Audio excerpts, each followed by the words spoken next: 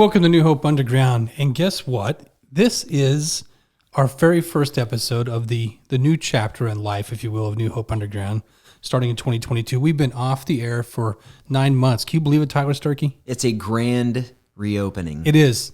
Or a grand opening. Man, I should have had a ribbon and have you like with some scissors. You could cut it. Yeah. Anyway, Pastor Tyler Sturkey is here. How you doing? I'm doing well. How are you? Fantastic. And I'm just real excited about this. And we're actually filming and everything. This is a very different setup than we had done before, which is really exciting. I know. We took it to the next level. You did. If I can say so myself. Turned it to 11. We sure did. It's like a Spinal Tap episode. It's amazing. We're on 11.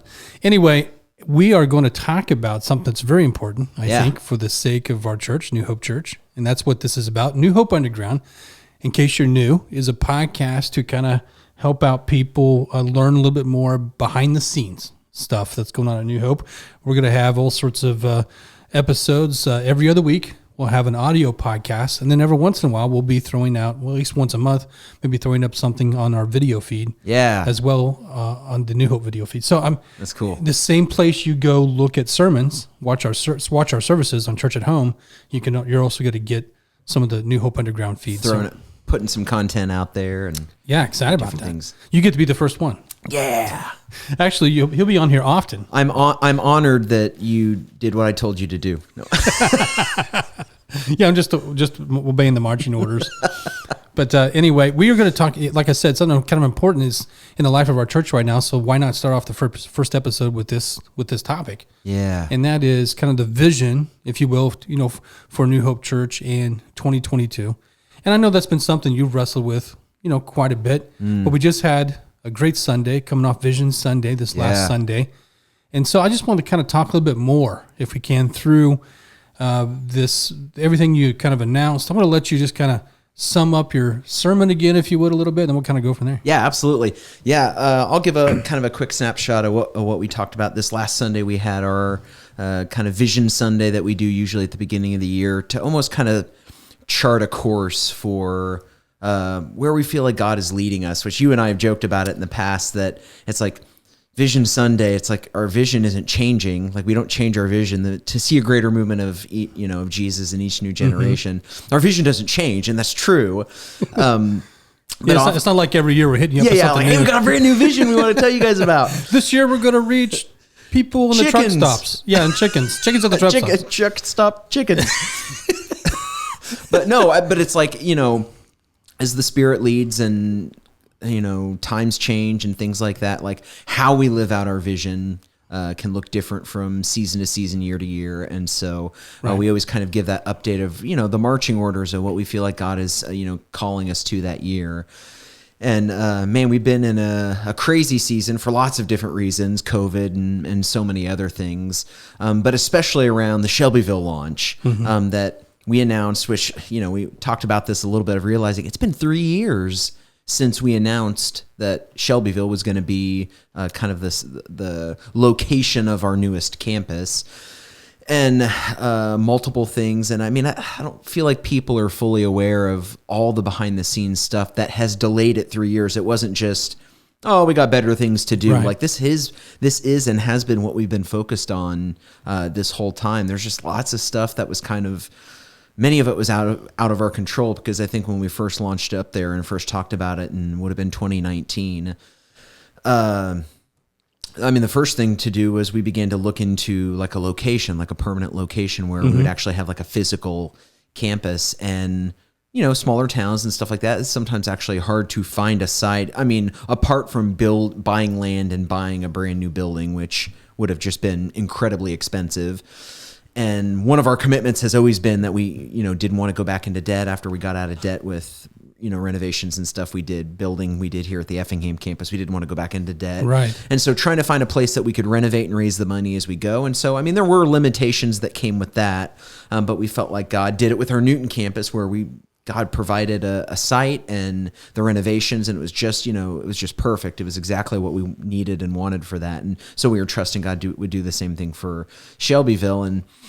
But we struggled finding a location. There's multiple different places to where we started doing monthly meetings at the Spruce Street Studios. Studios. Yeah, it was kind of a wedding chapel, event center type place.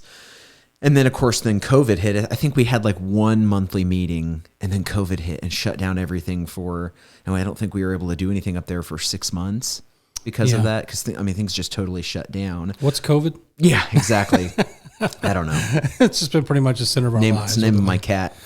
Before we kind of push on a little bit, maybe somebody is brand new here listening, and they don't even understand the fact that we're a multi-site church. Oh, why, we know why we do that. Because we do have a campus in Newton, like you mentioned. Yes. We're trying to plant one in Shelbyville, and that's what this is all about. We're in the middle of all that. Absolutely. But there's a reason why. And we don't look at Effingham as kind of like this mothership. We really don't, in the sense of like these other churches serve Effingham or something. It's not like that. So can you explain that real quick? No, that's great. No, our very model of church, this is part of our kind of philosophy of ministry is we are a multi-site model church, which means we are one church in multiple locations in the midst of, because we've always had a very next generation oriented vision of wanting to do lots of students and children's ministry type things, just very much reaching the next generation. And something we discerned years back, this was 2014, 2015, something like that, was that God was calling us to take our vision on mission, meaning,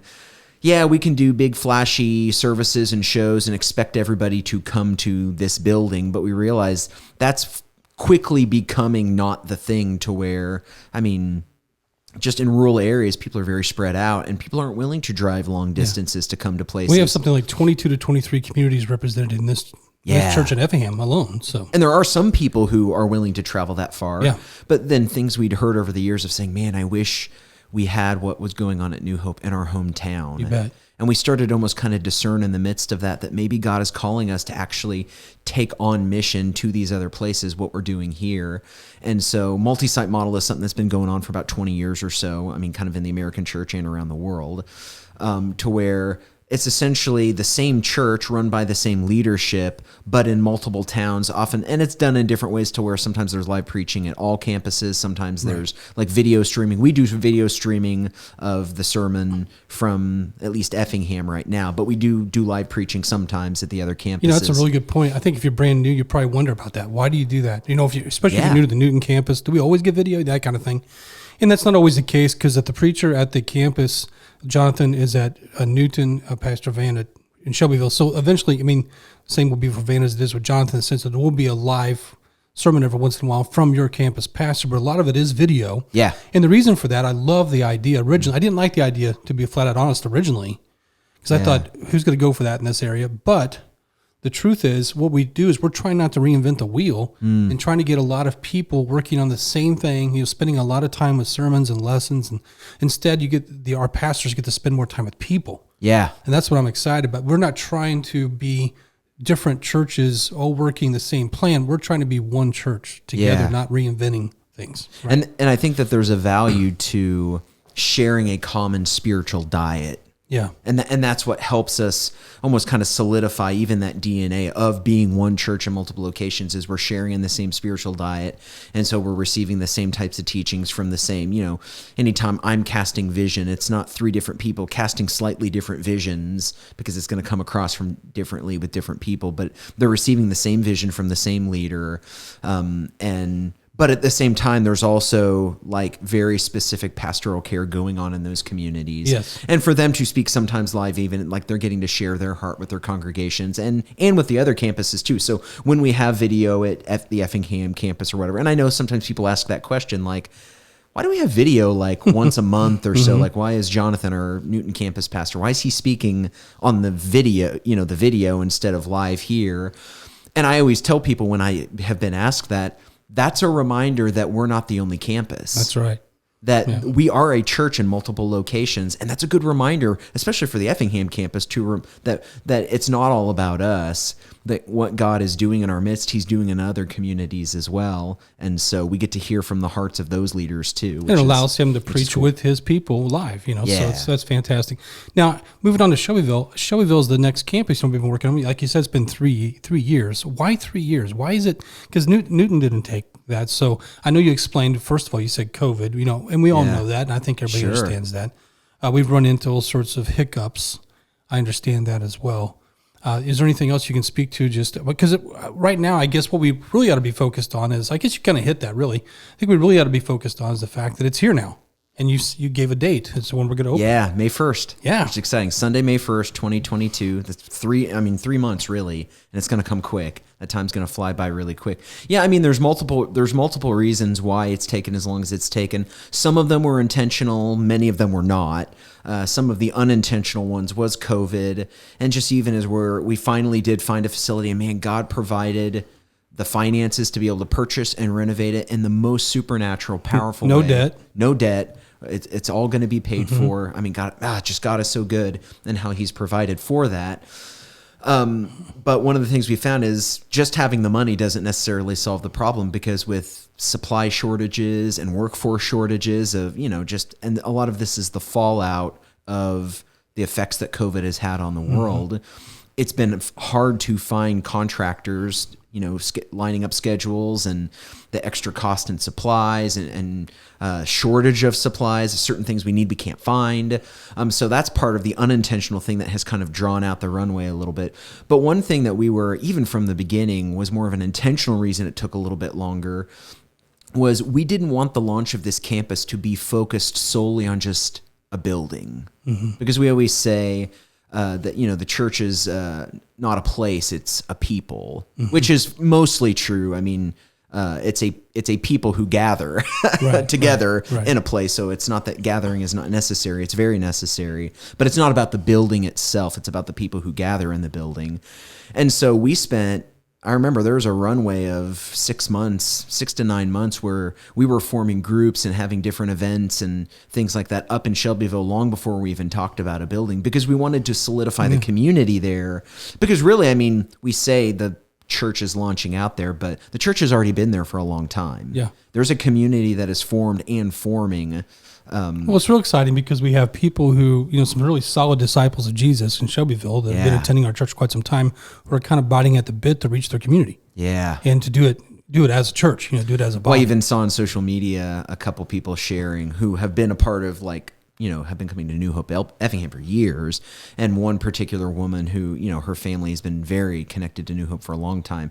And her saying literally, I've been praying for 15 years for this moment, for this to happen. Wow, and so it's awesome. It's crazy to just kind of stand in awe of we're doing our thing and we're trying to be faithful to what God has called us to do. But the truth is, God has been doing this work. Yeah, he's at work long before it's kind of it was even in our mind. Rick Warren wrote a long time ago. When you're surfing, you don't build a wave, you just ride it. Yeah. God builds the wave, and I think that's what we're trying to do. Yeah. I want to get to this because we don't have much time, so I want to kind of get to this. Sure.